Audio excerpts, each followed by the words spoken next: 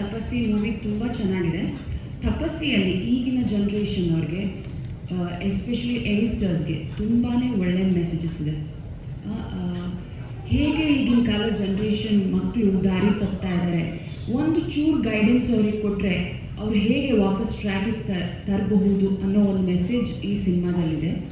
ಆಮೇಲೆ ಎಂಥವರು ಆ ಒಂದು ಗೈಡೆನ್ಸ್ ಕೊಡುವಂಥ ವ್ಯಕ್ತಿ, ಆ ಥರ ವ್ಯಕ್ತಿಗಳು ಪ್ರತಿಯೊಬ್ಬರು ಜೀವನದಲ್ಲೂ ಇರ್ತಾರೆ, ಬಟ್ ನಾವು ಅವ್ರ ಮಾತನ್ನ ಕೇಳ್ತಿರಲ್ಲ.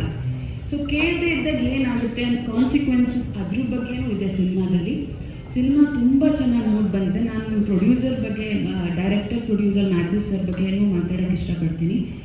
I am really happy to work with him. ತುಂಬ ಒಳ್ಳೆ ಪ್ರೊಡ್ಯೂಸರ್. ನಾವು ಸಿನಿಮಾ ಮಾಡುವಾಗ ತುಂಬ ಚೆನ್ನಾಗಿ ನೋಡಿಕೊಂಡ್ರು ನಮ್ಮನ್ನು.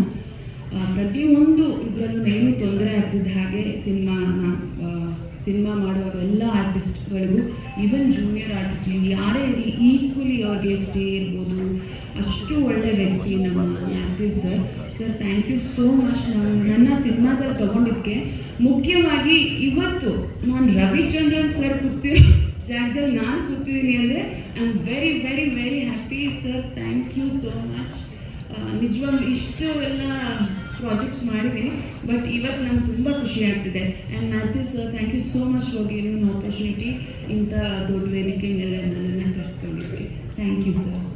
ಅಮೈರಾ ಗೋಸ್ವಾಮಿ ಅವರೇ, ಫಸ್ಟ್ ಟೈಮ್ ನೀವು ಮೊದಲನೇ ಬಾರಿಗೆ ಕನ್ನಡದಲ್ಲಿ ಆ್ಯಕ್ಟ್ ಮಾಡ್ತಾ ಇದ್ದೀರಾ. ನಿಮ್ಮ ಒಂದು ಎಕ್ಸ್ಪೀರಿಯನ್ಸ್ ಹೇಗಿದೆ?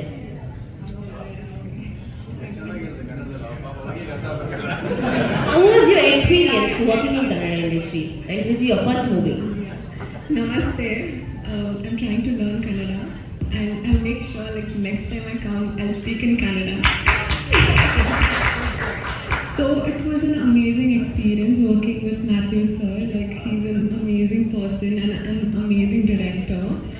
And when I came here, I was a little skeptical about how will I learn Kannada and act in this industry. But he has made me so comfortable and safe place to work here. So I'm extremely glad and grateful to be a part of this movie, and I hope you all watch it and like it.